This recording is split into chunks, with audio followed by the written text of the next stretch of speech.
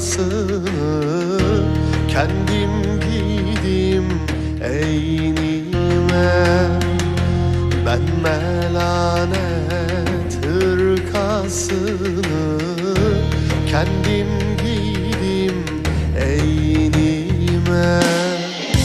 Arı namus şişesini taşa çaldım kümene. Ah Haydar Haydar taşa çaldım kümene.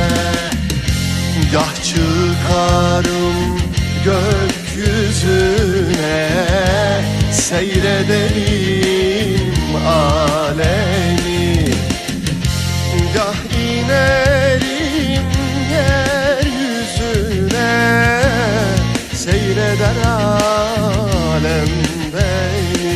Ah Haydar Haydar seyreder alem beni.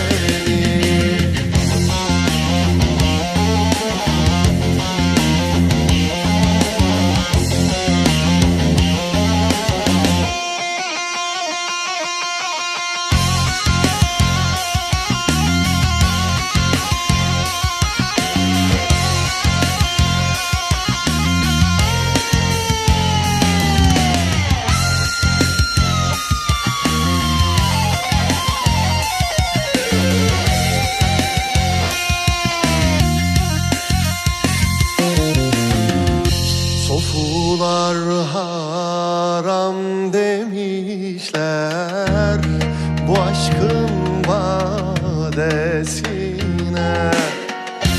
Ben doldurur ben içerim, günah benim kime ne. Ah Haydar Haydar günah benim kime ne. Nesimiye sormuşlar, yarine hoş musun?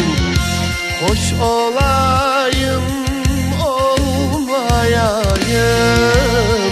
o yar benim kime ne. Ah Haydar Haydar o yar benim